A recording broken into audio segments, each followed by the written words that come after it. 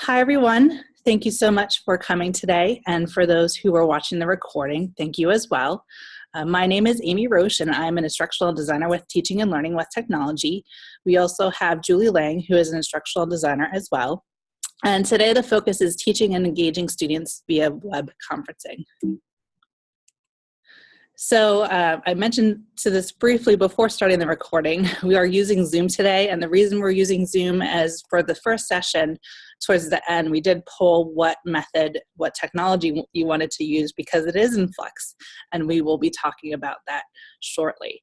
So one thing that is a best practice is kind of to do some checks just to make sure that everything you could hear correctly, see correctly, etc. So in Zoom, there is a way to virtually raise your hand and put it down, but it's a little bit more complicated.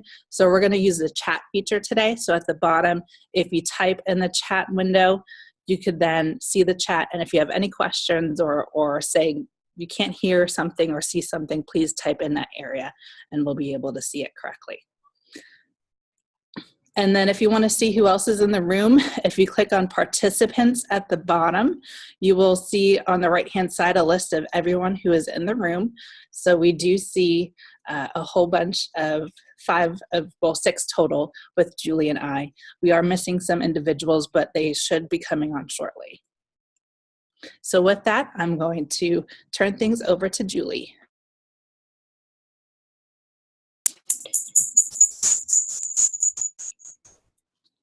Okay, hi everyone. Can you hear me okay? Good, okay.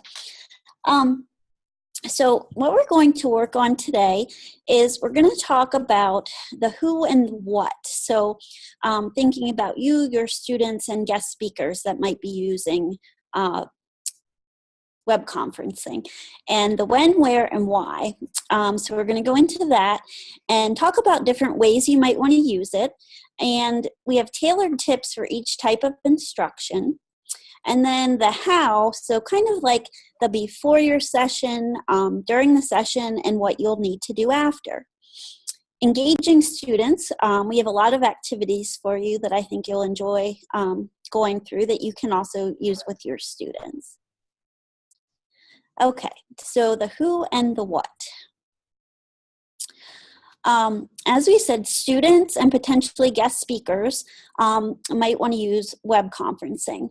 One thing I wanted to say as well is we're saying web conferencing because this is actually doing conferencing one-on-one at your computer. And Amy and I have been talking about this morning about it's kind of desktop video conferencing. Am I saying that correctly? Yes. And that we're kind of moving into more of there's a camera, you know, and an audio, and as opposed to just having folks there and watching a presentation. Okay, so another use would be an online synchronous meeting.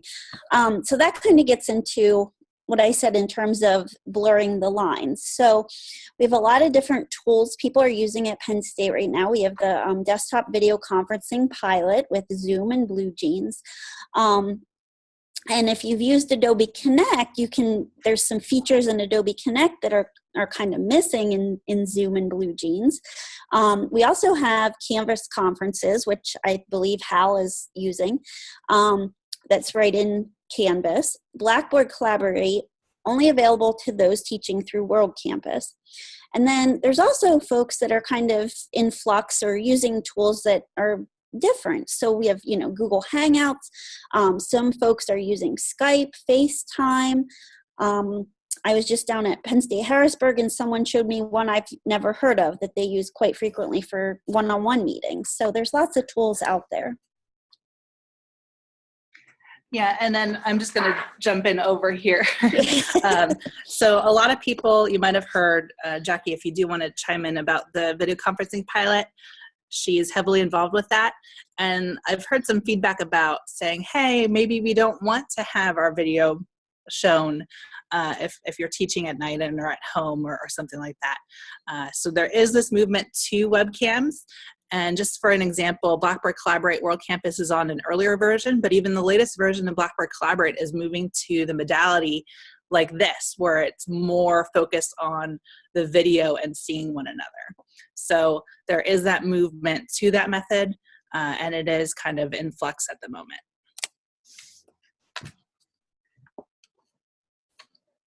Jackie, did you have anything, or do you want me to just keep going? No, I just really briefly turned my video off just to show that you can still have a presence if the camera is not live. So that's also an option in some of these tools.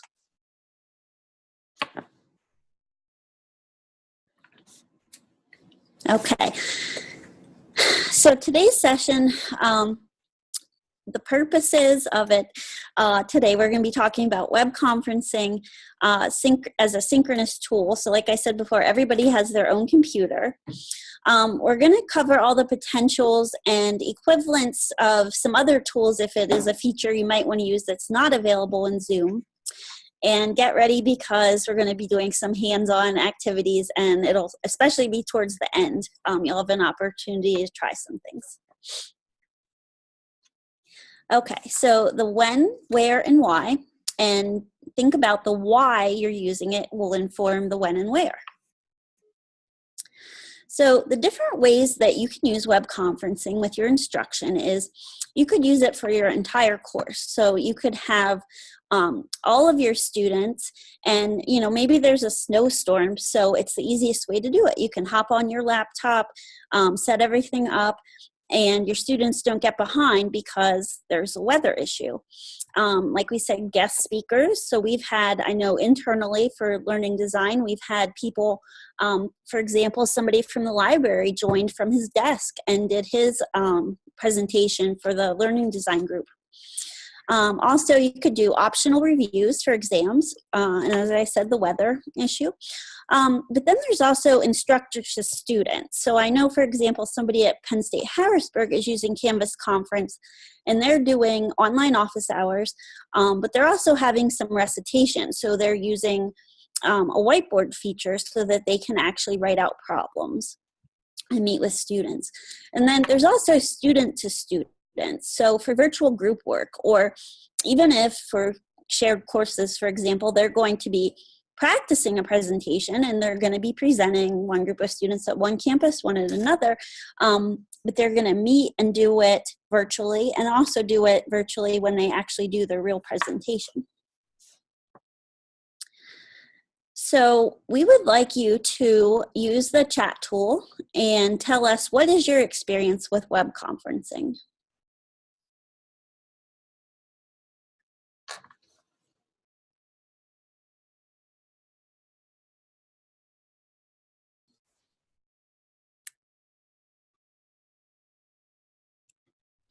Or if you would prefer, you could also take a turn and talk and verbalize your experience as well.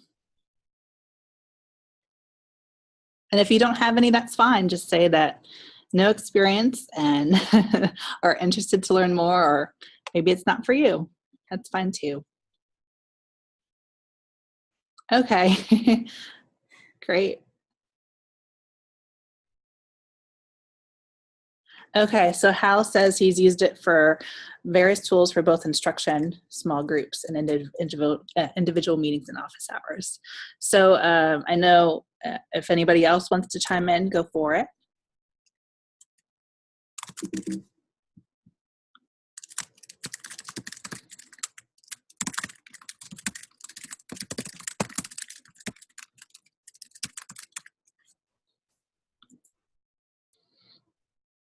Okay, so what I did is I quickly synthesized some of the aspects on our whiteboard, but because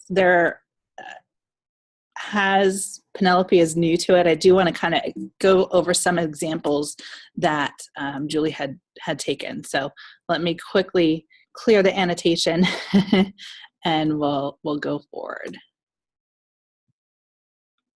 So going back on the previous slide, so for example, some of the shared programs or non-official shared programs through the Eastern Alliance actually use web conferencing weekly. So they will meet virtually through Adobe Connect or some other platform Wednesdays from 6 to 7:30. So it's a requirement that all the students log in and see one another. Some other examples are guest speakers. It could be for a completely online course. I know this is for World Campus, but my one friend who used to help out with those, she would actually bring in people from the military who are serving in Washington, D.C. in really important roles to bring them in and to have them talk about security. So hearing from those security individuals who are serving our government firsthand are some really great experiences. For my own use, I have an online course that I teach, and I have optional reviews. So because traditional age students aren't used to online, I like to have a review before each big exam and go over the expectations of the assignment, do a review of all those questions. And another thing that I do for an online course is have an introductory session the first week of class where I go over the syllabus, go over the tools, which really helps ease their concerns. So those are just some ways, and we'll cover more later on. So although the tools are different, many of the features are the same. So today we have audio or webcam. You can do a screen share of a particular aspect or your entire computer screen. So for today, we are sharing a PDF of the slides. There is a text chat feature, which you've all interacted with. There is a whiteboard. So think of it kind of like the equivalent of writing in front of the classroom, a blank canvas. You could also share files directly instead of saying, hey, go to Canvas, download this PowerPoint or Word document. There's polling, which we'll cover shortly, as well as some features have other things like a notes feature, sharing of just PowerPoint, etc. So depending upon your use, there's lots of different tips. So think of having course-wide sessions. Some of the tips are that if you're not requiring sessions, such as the example of Harrisburg doing an online resuscitation to his course and going over some of the pain points of students, you might want to poll students to see what day and time is best. So this is using a feature called Doodle Poll. And so you could say, hey, students, these are the times that we could have class. When do you want the real meeting time each week? If you're not requiring sessions, you can record the session so those that cannot attend can view it later. So for Zoom, you could actually download lots of different files and place them on Box. Each tool is a bit different. And I know for my own online class that students greatly appreciate it. I have students who are traditional age, but might work third shift. And so they'll come home and they'll watch it. And they're sleeping when I'm holding the session. So hearing that feedback is really fantastic.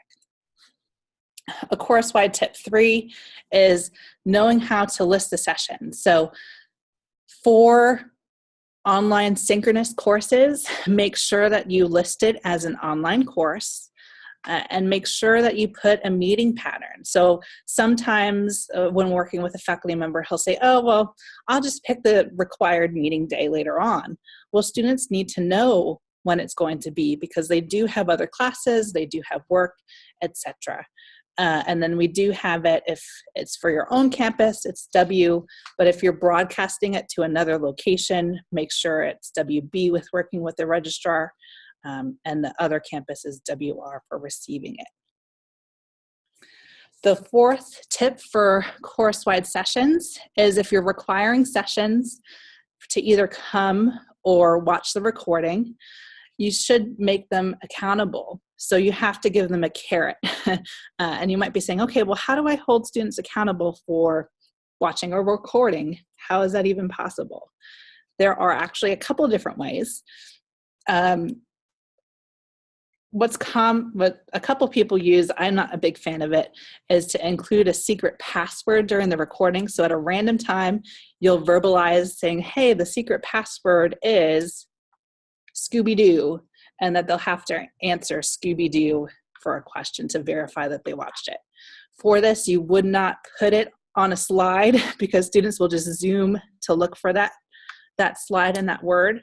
And then two, if there's a bunch of students who are friends, maybe only one will watch it. So for me, this personally isn't the best method, but it is one that is used at a couple different locations. Some other things that you can do is a quiz on the content that you presented during the session, and make sure it's not information that's located anywhere else, including the book, the course content, etc.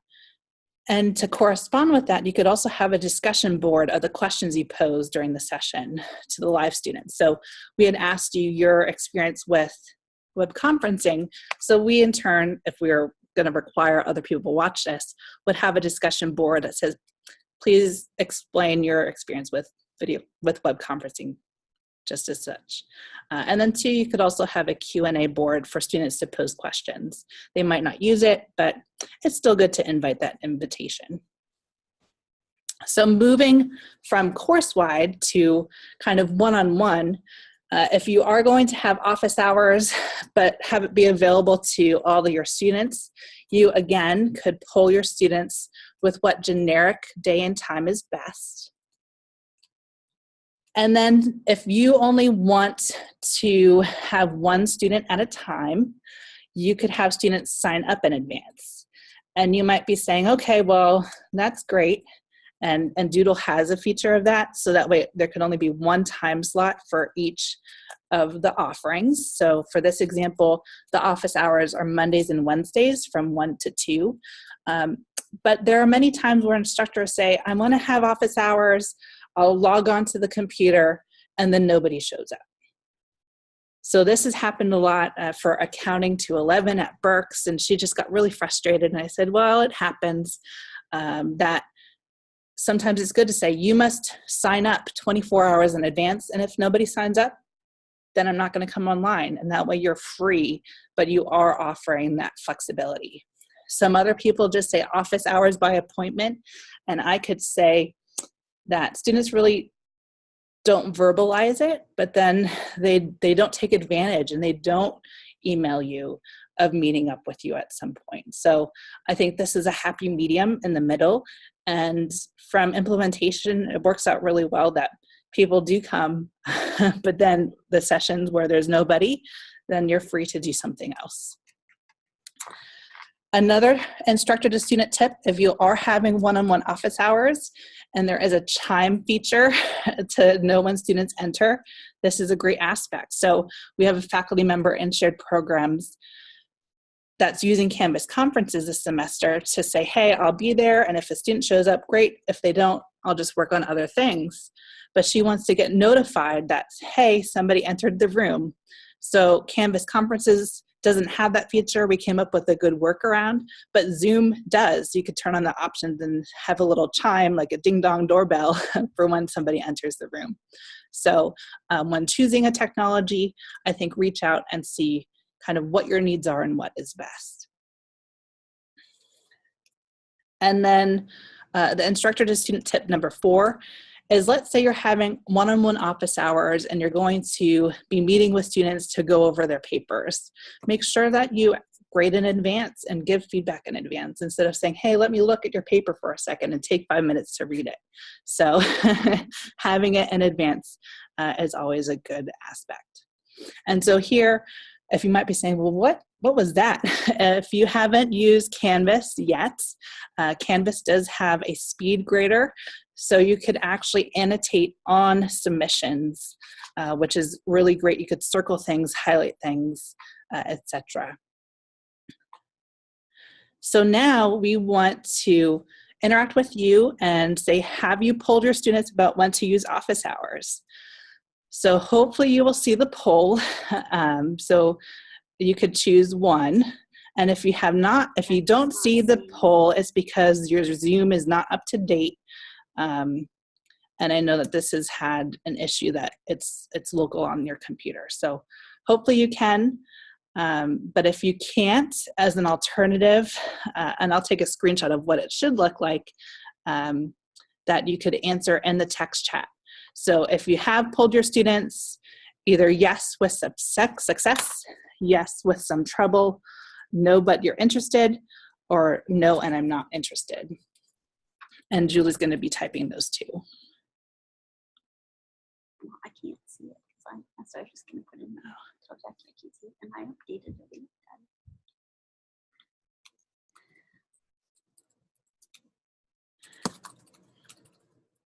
Oh, sorry. I didn't press launch poll. That's why. It's my fault. I apologize for that. Yep. So again, with being in Flex, there are so many different tools. So right now, any given day, I'm in Zoom, BlueJeans, Blackboard Collaborate, Canvas conferences. I think that's 4. So sorry about that. I apologize.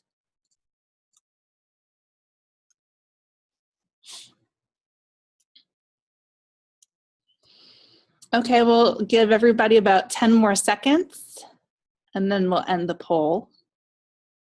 We had an email from Margaret. She can't get Zoom to work on her machine, so that's what she's not.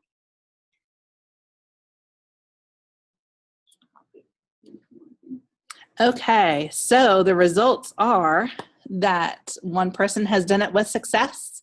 There's 2 that haven't but are not interested, which is fine, and 1 that's no, or 2 that are interested and 1 that's not. So that's perfectly fine. I know even myself, every once in a while, I'll say I really want to poll students, but just given my work life, and this is my second job, and helping out with family members, that it really has to be Mondays at either 6 or 7, and that's it.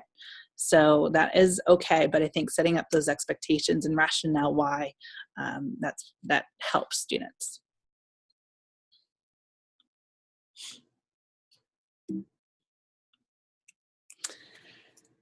Okay, so from here, I'm going to kind of give one last suggestion, and this is more for student to student. If you are going to require students to work on a group project, giving them a suggestion of tools to meet with is great. You could list pros and cons if you're going to do 1 or more, including ones that are Penn State supported. So if they run into an issue, they could use their local help desk for support. You also might want to go over the tools in advance. So a Spanish faculty member here at Lehigh Valley actually had all of her students bring their laptops in or their mobile devices and had them connect in advance. And then now she's going to have them work on it and meet up virtually later on in the semester. And also provide support information in the syllabus and Canvas. Another thing is sometimes students stumble upon things. So when we were getting ramped up and more familiar with Canvas conferences, the college at IST has used it heavily for the past year. And it's because students found the tool in Canvas and they said, hey, we met as a group, can you now use it as an instructor? So it's really interesting to hear those stories. So I'm going to stop and pass things over to Julie. And if you have questions or comments, please type in the text chat.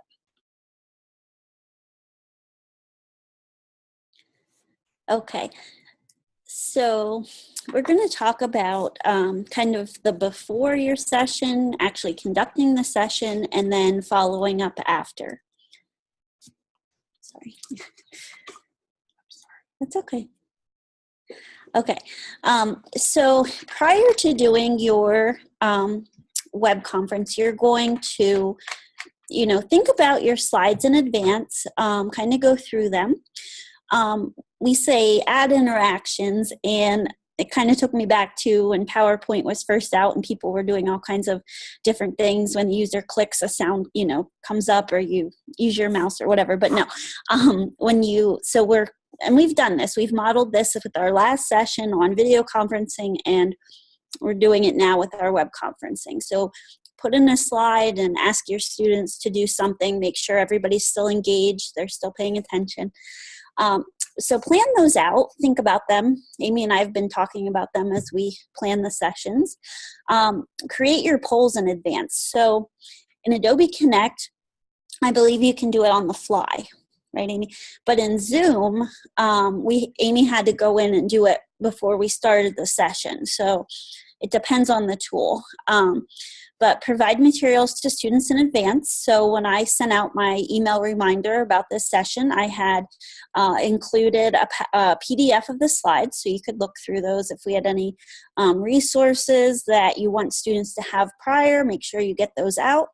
Have a backup plan, because we all know with technology, you just don't know. Provide the support info. If it's, you're working with students that have never done this before, maybe do a practice session so everybody feels more comfortable. So what you want to think about is, and again, this kind of ties to what we talked about in our first session together, your presentation, you need to think about your tool. So for example, certain tools allow different views. So right now, in Zoom, we're using the PDF of our slides, and we've turned off the top toolbar so that you can actually see what looks like a slide. If we would have shared our screen and done PowerPoint, we wouldn't be able to see everyone. So that's another reason to test things out. Avoid your slide transitions if you're using PowerPoint.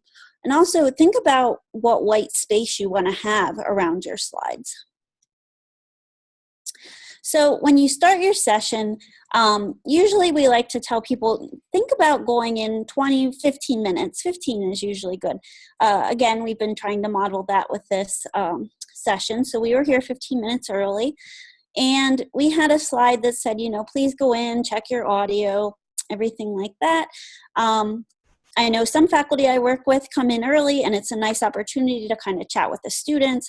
Amy and I got to attend one, and one of the students had her little dog with her, so we got to meet her dog, and it's just a nice icebreaker, nice to get to know the students. So when you're actually doing the session, start off with a microphone check.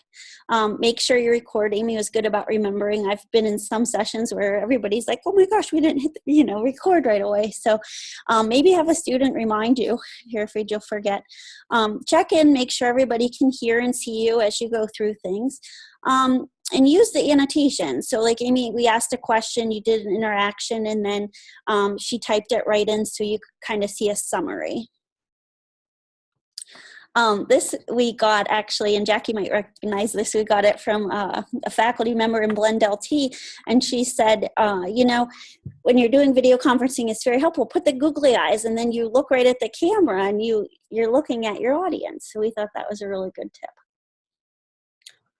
So when you are ready to end your session, and this kind of also connects to the one Amy had said about a strategy with the password, but have something at the end and tell students, okay, I'd really like you to stay throughout the session. At the end, I'm going to be sharing, maybe something important for your next assignment. We're calling it a call to action. So give them some kind of motivation and a reason to stay. Stop the recording when you're finished and download the chat. And a lot of tools have that ability that you can download the chat window so that students can also see that if for some reason it isn't in the recording. Okay, so then at the very end, if as you're going, maybe you're making notes about questions that you weren't able to answer. So respond to those. Post any of the related artifacts that you want to share, or anything else maybe you think, oh, yeah, I should have included this before. So get that ready, send it out to students. Post the recording, maybe just a simple announcement in Canvas and say, hey, here's the recording link. And then also, if it's a required session and you're saying, please stay till the end, make sure you follow through with that and ensure that they did watch the whole session or the whole recording. Okay. Okay, so one thing that we didn't do too much, just because we wanted to make sure you didn't say, hey, what are they doing? What is that? Is use the annotation. So throughout the rest of today's session, we are going to be using some of the annotation features a little bit more. So this is where we are going to be really interactive. So there's lots of different ways to engage students. You could annotate. You could have check-in questions. which are saying, hey, does that make sense? If so, press the green check mark. If not, press the red X if that is available in the tool. So for here, we could say, hey, type in the text chat. Does that make sense? Yes or no. Or we could, if we wanted to play around with the hand feature, we could say, raise your hand if that does not make sense. We're also going to be going over some chat discussions and polling, which we've already done. We're also going to go over some whiteboard activities, and that's just the name. You could actually use PowerPoint or something like that. And then we're going to go over 2 advanced features, which don't be scared of, and we want you to practice. We're going to have you do it right here, is a screen share takeover and a student breakout room. So they're all really interesting. And first things first is annotations. So for each tool, we are going to cover what it is, how to use it, examples that have been conducted by other colleagues, and then we're going to give you a turn to do it. So the first one is annotation. You could either do this on PowerPoint or whiteboard, and we're going to go over each of those today for your turn. So for this example, it is using Adobe Connect, and in this example, they use the annotation to highlight certain things. So they highlighted the fact that you should be sitting up 90 degrees, and then for your legs, it should be 90 degrees here. So they use the highlight tool for there. And then they use the circle tool to say the distance. So those are just some of the features that are available in that annotation.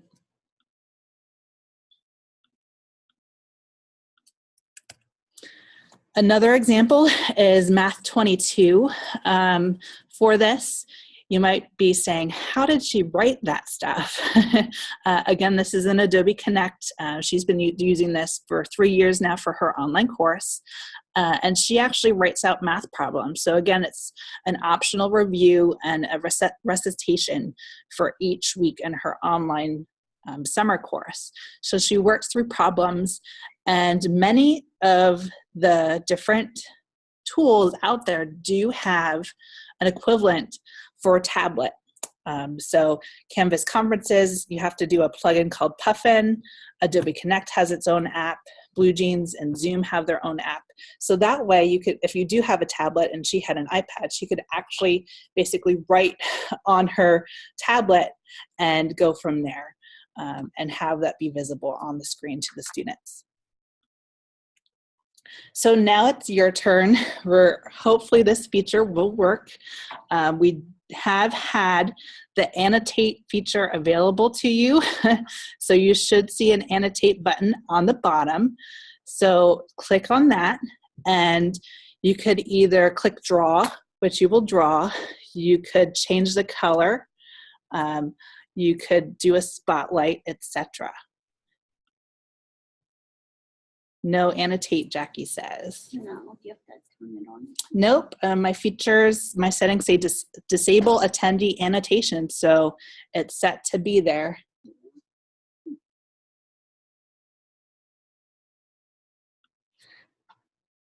I'm So sorry, hopefully others can do it.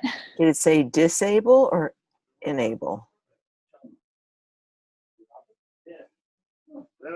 I found on the top of my screen, there's options for drop-down list. There's an So arrow. Hal or Penelope, if you can, please go ahead and try. If not, then maybe we'll stop sharing this and try the whiteboard version of it. Oh, somebody's drawing, so that's good.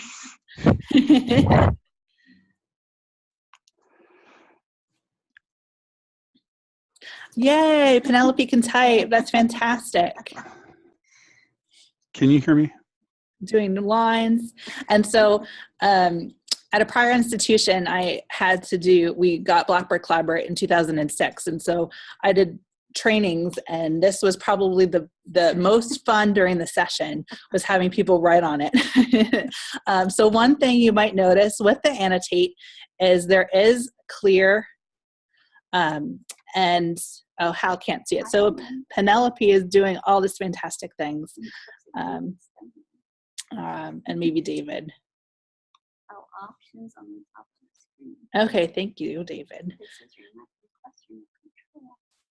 Yeah, and I know that Julie had this problem earlier, and so she had to kind of uninstall Zoom and reinstall it. So this always brings up the part that we had earlier, is have a backup plan. My options, by the way, simply say to request remote control. What was that, Julie? I said my options say to request remote control. Well, we're going to do that later on. That's another feature. Can you hear me at all? Yep, Audio we can hear working? you. Okay. I got I it. had the option before, now it's gone. So. You need to be in full screen mode to see it. Once you're in full screen mode, you can click on options, and then you do have the option to annotate. I was not. Okay, fantastic. Yes, now we learned something. Learning. That's our evaluation report. Oh.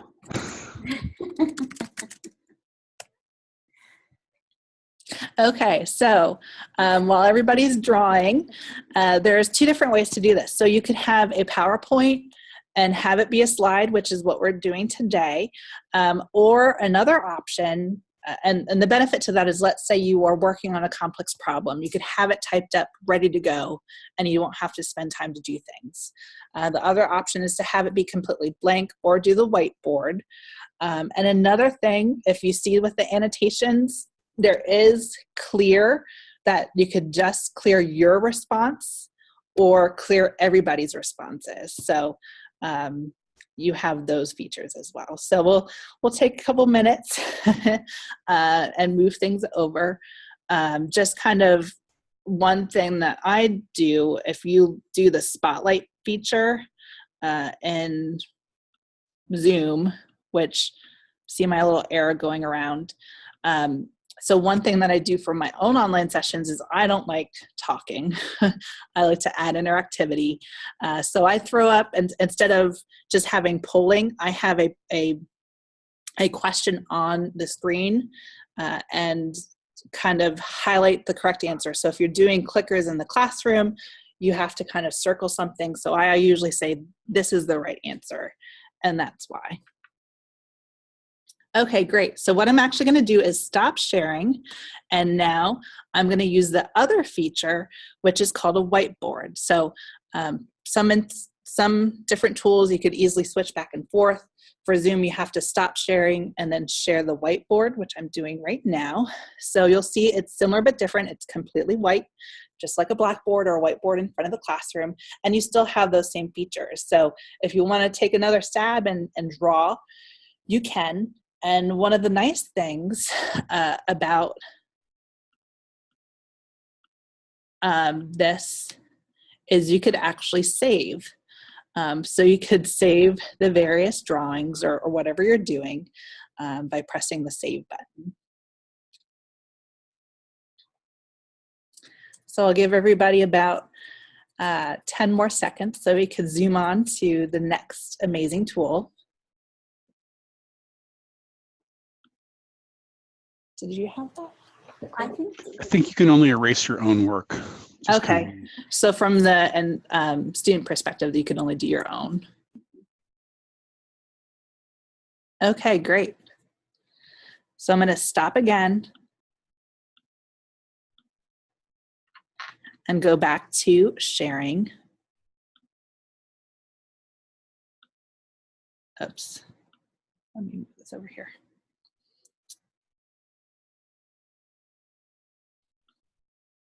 Give me 1 second. I just want to make sure everybody can see. Okay. So our next great tool is going to be covered by Julie. So check-in questions. As you can see here on the right, there's different options.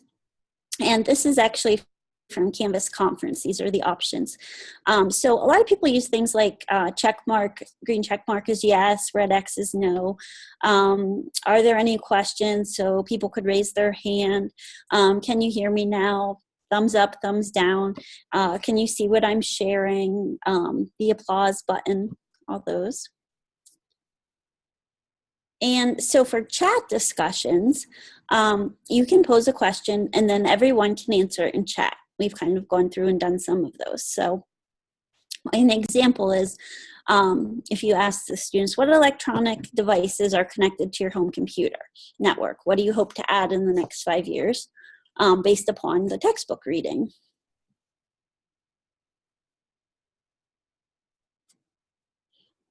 Okay, so again, this is from Adobe Connect, and you can see in the chat window, students were answering. One thing I wanted to point out is if you have students logging in and they're able to change the name in their profile, you probably should think about asking that, because as you can see, we have a KRC 5163. I have no idea who that is. So that's another tip, just to have everybody put in their first and last name.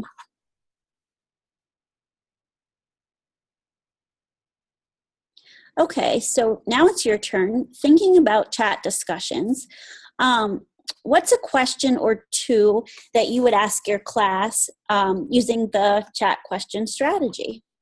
What's something that you would ask your students and have them answer in the chat?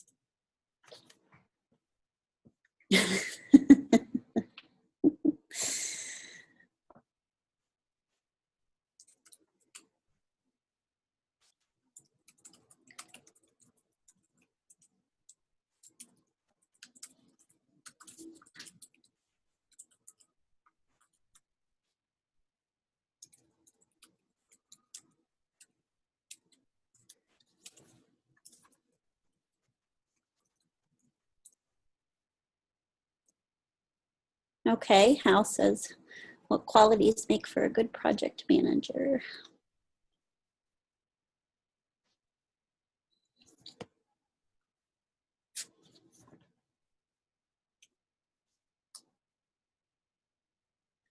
An open-ended question with multiple answers. So I think for Hal's kind of like brainstorming at the beginning, maybe before talking about a project or roles.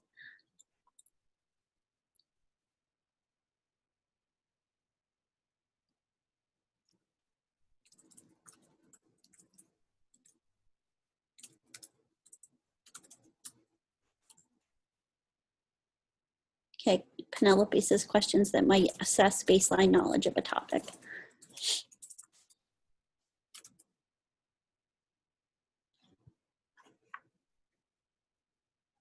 Okay. Great. Okay, we'll wait a second while Amy deletes the annotations. Okay, so polling. Now, it depends on the tool. So things that you might see here in Zoom might not be available via Adobe Connect or Canvas Conference. But most web conferencing tools have functionality of multiple choice, free response, which can be type into the chat, or maybe a little box pops up and you can actually type within the box. But be cautious. Like we said before, for Zoom, you have to set it up prior to the session. You cannot do it on the fly. But make sure you show your results and identify the correct answer. Now, you could also use alternative polling. And for those of you, and I think Hal and Penelope were at the first session, we talked about some of the different tools. For example, Poll Everywhere. We talked about the clicker version that you could use if you're teaching via Polycom, which is Reef. Just keep in mind, though, that if it's an alternative and it's not Penn State supported, that could cause some limitations. And it also, like Amy says, adds a level of complexity. Yes. Okay. Okay, so here is a polling example. Information stored in a computer's RAM, and it's multiple choice. So the students could go in and select their choice. Okay, so for your turn, for shared courses, what do you use to teach them? Do you use video conferencing, online asynchronous, or online web conferencing? And there is an example of a poll in Zoom, so you can see what that looks like. So please go ahead, and this is multiple select. So if you teach 2 different ways or 3 different ways, you can choose all of them.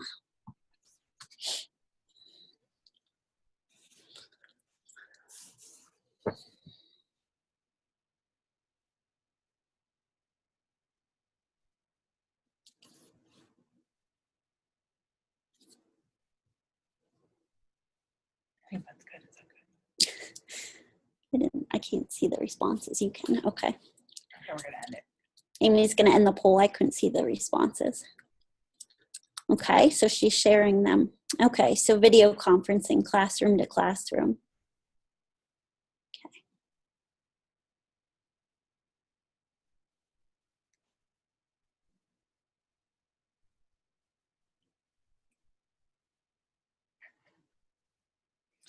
Give me a second. Mm-hmm.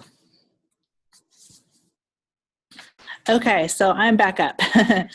So we did whiteboard and drawing and annotating, but then it's taking kind of to the next level. So the 3 that we've done so far are kind of low stakes, don't take up too much time, and they're good as a stepping stone. But if you have those down and want to kind of take it to the next level and are courageous to do so, whiteboard activities is a fantastic way to do that. So you can engage students. It has them do something if they actually write on the whiteboard in a specific area versus talk or type in the text chat. And so I'm going to show you some of the ways to do this. So one example is for them to be assigned a specific area and write on the whiteboard. This is something that I've experienced as a grad student in 2005, where we met each week Wednesdays at 6 o'clock. I don't even remember what tool we used at that point. And so then too, from a teaching perspective, you could do this as well. So one thing is kind of that free-for-all. You could synthesize the answers, and if it's a low-stakes thing where it's okay to type off of one another, you could have it be here where they type anywhere on the space. That could get convoluted because people could write over one another. Another way is you could have them vote. So instead of doing a poll, you could say, hey, using the annotate feature, for this example, click on the spotlight and put your answer. So for me, let's say I'm over here, I'm on the no side. And then Julie could go over and be on the yes side. And then you could calculate how many yeses and nos are in the classroom in that way. So that's another different but example for annotation. Oops. You pressed it before I did it. One other thing, and we are going to be doing this, is like the example that I have where you are pose a question and assign people to a designated box. This could be good. Zoom is really nice because it kind of synthesizes the area, where like Blackboard Collaborate, it's just really, really long. So if you're going to have a sentence response for Blackboard Collaborate, this might not be best, because if you're assigned number 1 and type a whole sentence, you might be into box number 7. But for Zoom, it does kind of truncate the area. So instead of us just talking about it, we again want to have you practice it. So we are going to assign you an area. Don't draw on it yet. So what do you plan to use web conferencing for? Just your top use, not all of them. Hal, I know you have lots of experience. So just pick what your most top feature is. So David, we're going to have you assigned to number 1. Hal, alphabetically, you'll be assigned to number 2. Jackie, number 3. And Penelope, number 4. So just so that you know, I'm going to say who is in each. So David is 1, Hal is 2, Tacky is 3.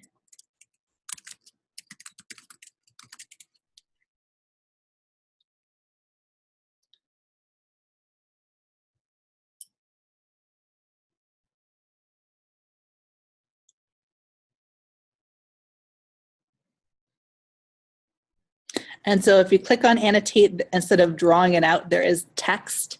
So if you click on text and then click to the right of your number, you'll have that.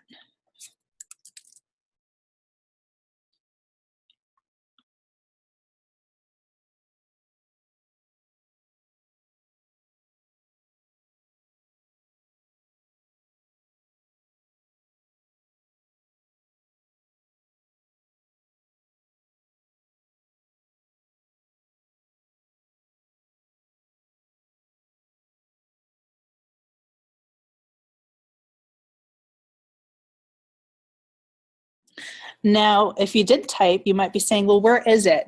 Many times when you use the text tool, you actually, once you're done typing, you have to click out of the text box for it to appear.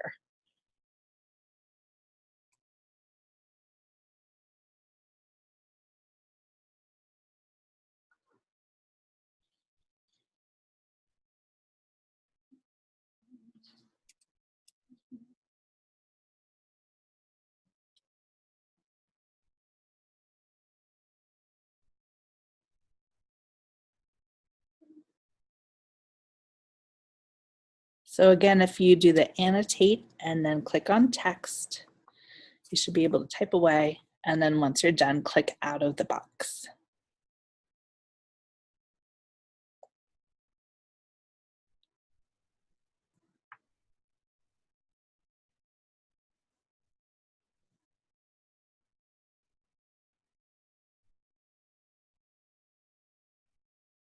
Oh, how's not able to add text? Is he in full screen mode? Yeah, maybe if you have to be back in that full screen mode.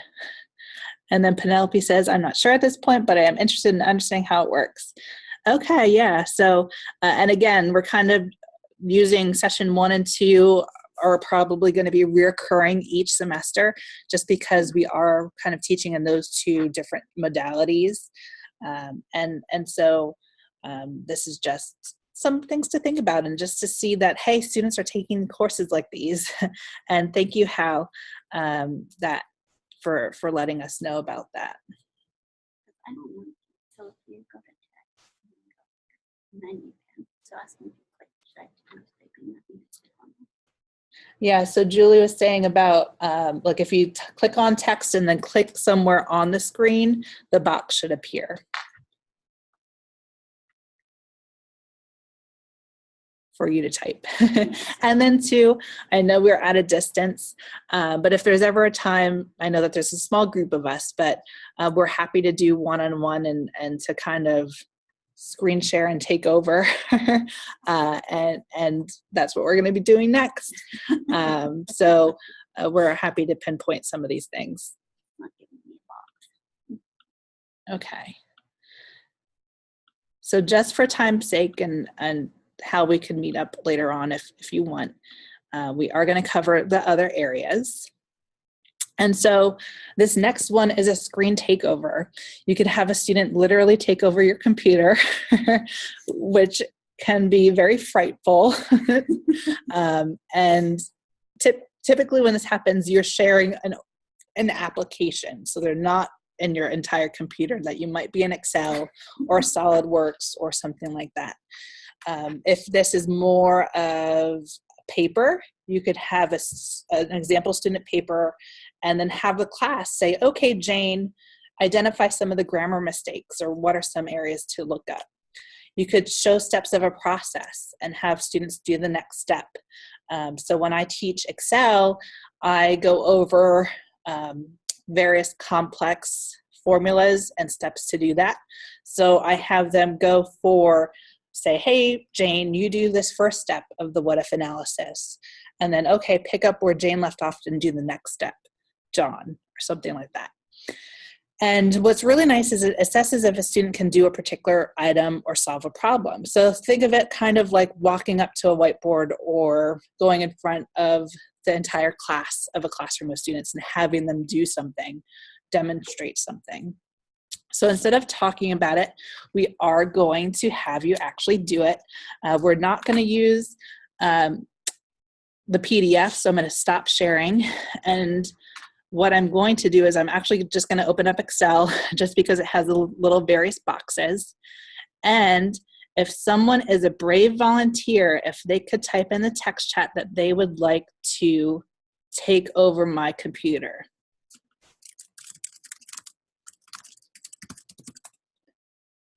And we could let everybody have it, but I want volunteers first. So please type in the text chat if you would like to take over my Excel screen.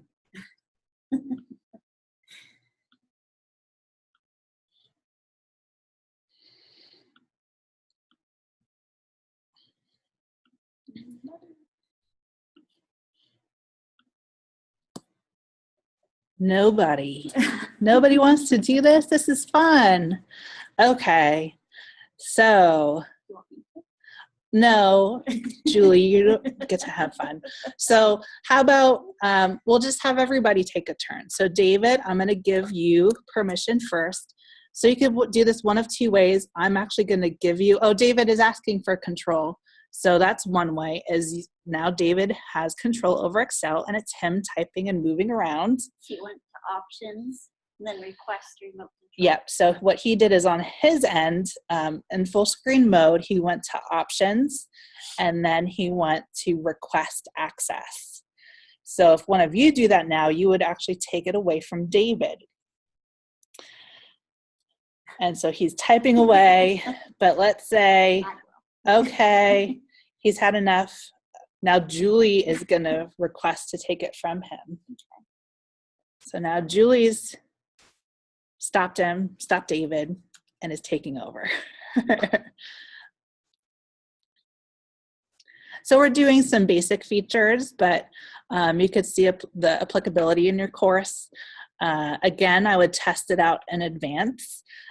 Some tools don't work as well as others. So Excel is pretty nice. Word, PowerPoint, things of that nature are pretty simple and easy, whereas some complex software such as like statistics software, even maybe something like SolidWorks for engineering might not work as nicely, so you do want to test it out.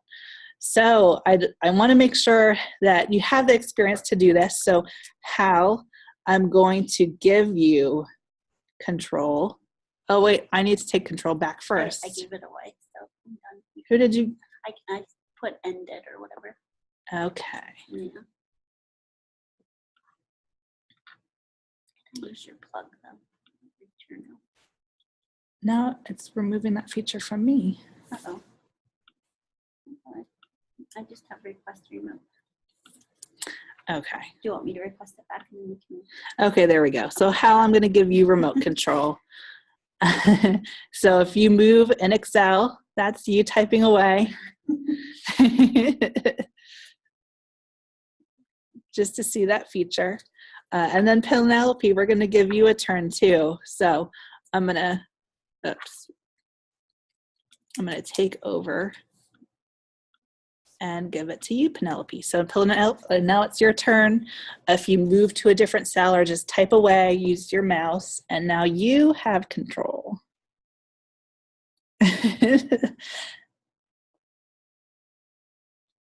Yes, that's fantastic. Amazing job. So you can see this is a little bit out there, a little bit more advanced. But if you're saying, hey, I really want to see if the students at the remote location of, even for your video conferencing courses, if you meet one-on-one on student and say, hey, they say that they're not getting this, I want to walk them through it, see where they're clicking, to give some of those clarifying expectations. This is one way to do it. So I'm going to take back control.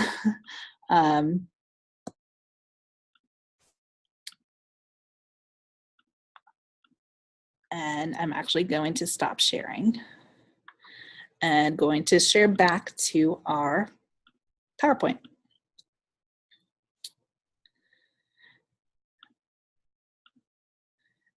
And the reason I have a break is whenever I change sharing, it hides the chat window. So I want to make sure that I have chat open. So that's why it's taking a little bit more time.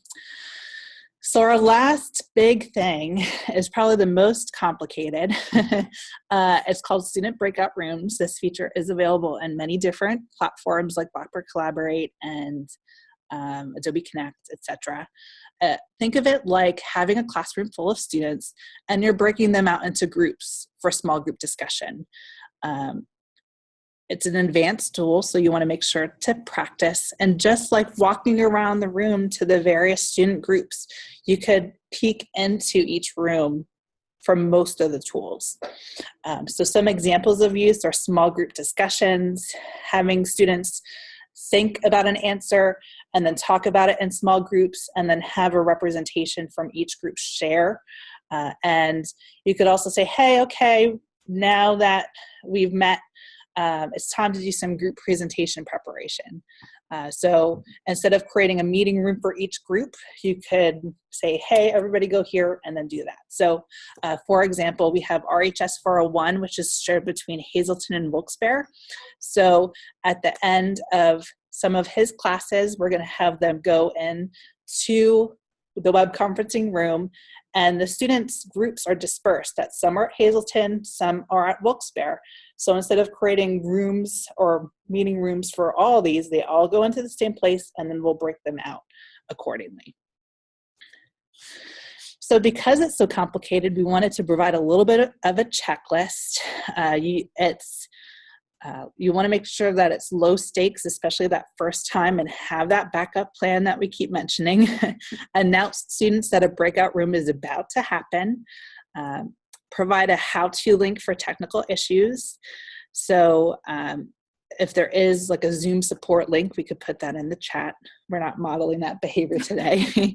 But then peek in as possible to each group and then say, hey, everybody, we are going to bring you back together. So if for some reason you get disconnected, use the link that's in the reminder email from yesterday to come back in and join. And then once you do bring everybody back in, again, because it is breakout rooms, just make sure that everybody can hear you, can see the content, can see you, etc. So again, we are going to do this today. It is going to be randomized. And you know what? This is really up for you. So if you said, I didn't like any of this stuff, that's fine. So your two questions are, what activity presented today did you like the most and why? And what activity presented today did you like the least and why? So I'm going to let you think about that for a second. And then we are going to be putting you in breakout rooms.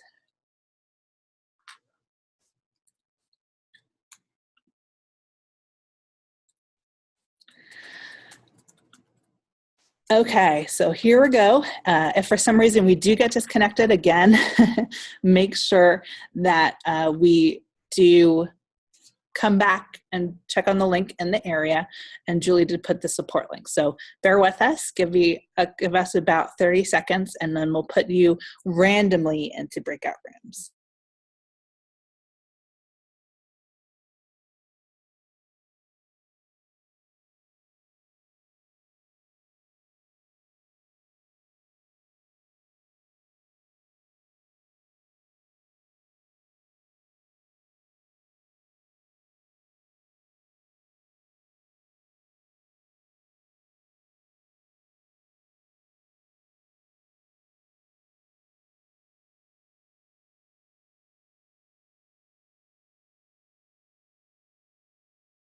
Okay, so you should be prompted and you will click join.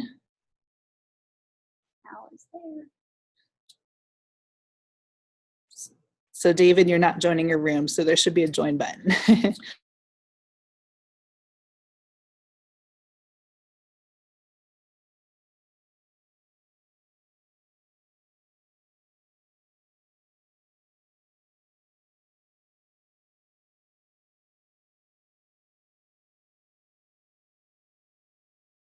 There she is.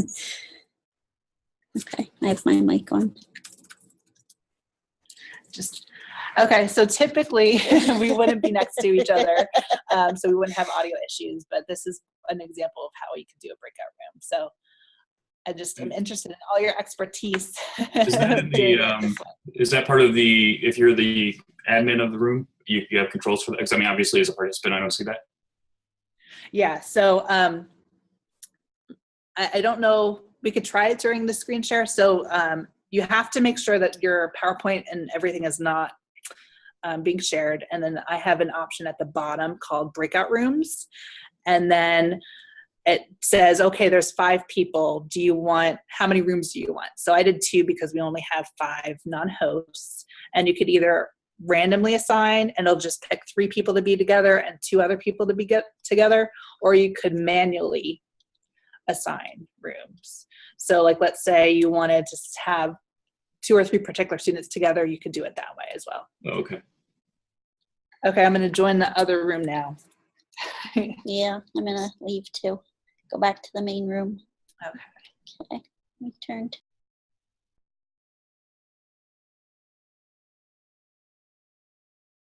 On the mains.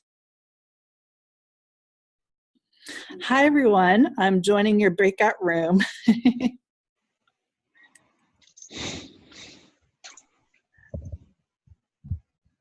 Okay, yeah, that's fine. So again, you could see, and I talked to Hal about how we did this. So for Zoom, again, each feature is different. We could press a button at the bottom called breakout rooms, and then either say, hey, there's 5 people, so I only want 2 rooms because we want 3 or 2 people together. And then you could either do it randomly assigned, or you could manually assign if you want 2 particular people to be together, etc. So what I'm going to do now is I'm going to go back to the main room and then say, hey, bring everybody back. So as the moderator, you could say, hey, we're done with breakout rooms, everybody come back. Penelope, I don't want to take over anything that might be coming later in the presentation today, but you'll have access to this. And if you have kids or you have relatives who would want to play with this with you. Okay, and then make sure your audio's down. Yes.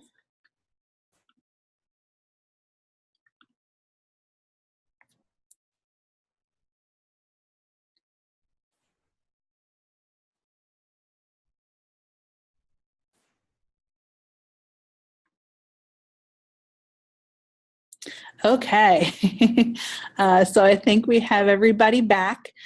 So as you saw, there's a, when you bring everybody back saying, hey, we're done, you could give them a minute timer so that way they're not cut off.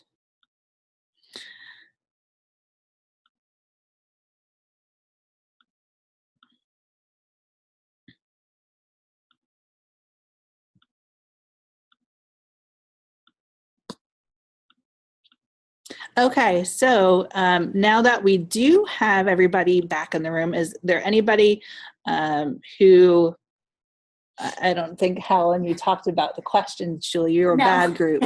So for Jackie, David, and Penelope, what activity did you like the most and why, and what did you like the least and why? Who wants to be the speaker for the group? I'll jump in. I liked everything. David is not it's not thrilled. It's just challenging to do the group annotation. Penelope is pretty new to this, so really I couldn't say much on either end, but I did encourage her to play with this with friends and relatives or whomever is a worthy suspect to be involved.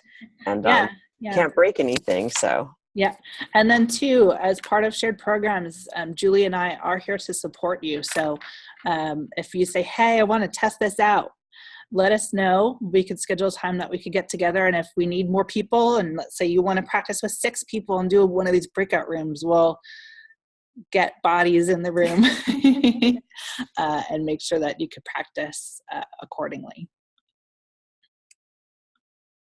And that could be for any tool. I know Hal is in the Canvas Conferences pilot, but we do that for all the tools. So that's basically it for today.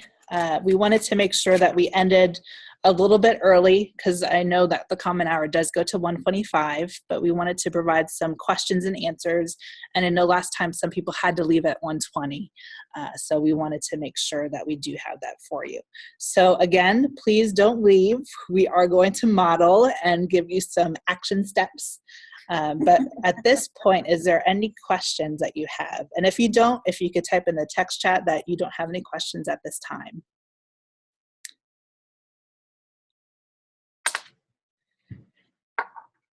That's a good way to tell if people are still here too. Sneaky, Amy, sneaky. House has a great question. Does Canvas Conference have breakout rooms?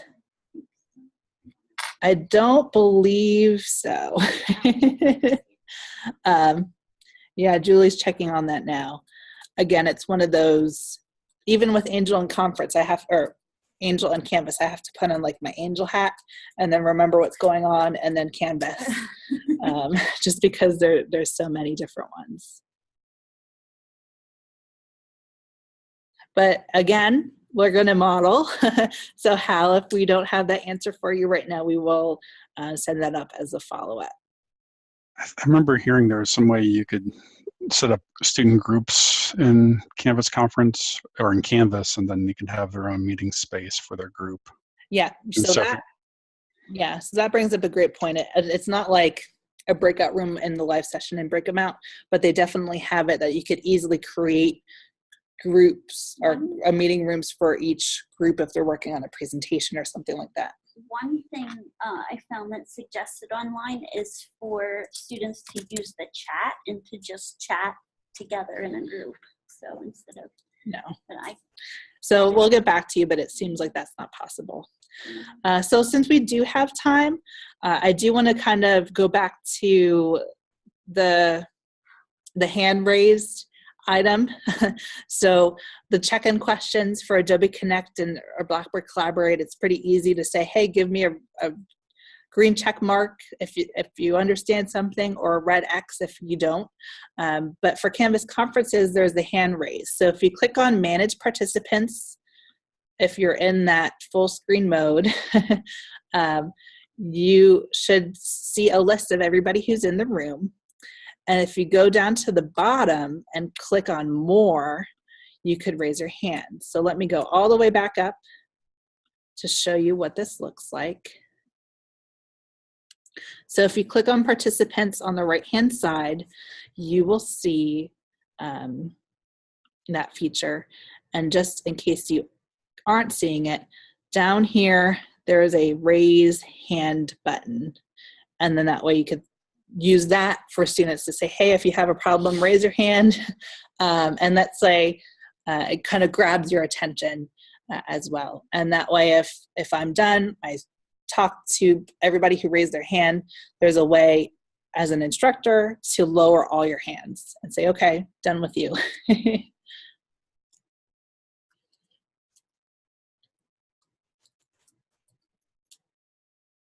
Okay, so everybody's raising their hand now.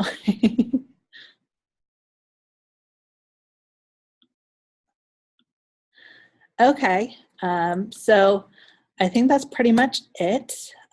And our call to action is that for those of you who are part of the e-learning series and have been coming to each session, thank you, Penelope and Hal. Please go to canvas.psu.edu, and in our course, we are going to, in the next 5 minutes, give you access to some additional resources. So because there's so many different tools, we have links for each technology, one for Zoom, a couple for Zoom, a couple for BlueJeans, a few for Blackboard, or not Blackboard Collaborate, that one we don't have, but Canvas Conferences, etc. And then 2, we are going to be doing session 3 on October 27th from Penn State Beaver, and we will be broadcasting to the various locations. And we are going to try to do something different and use Zoom. So thank you so much. And if you do have any questions, please reach out to Julie and I at any time. And we're more than happy and very thankful for having experiences with you. So Penelope and Hal, if you want to try something, please, please, please reach out to us. We're really excited about doing that. So thank you, everybody, and have a great day.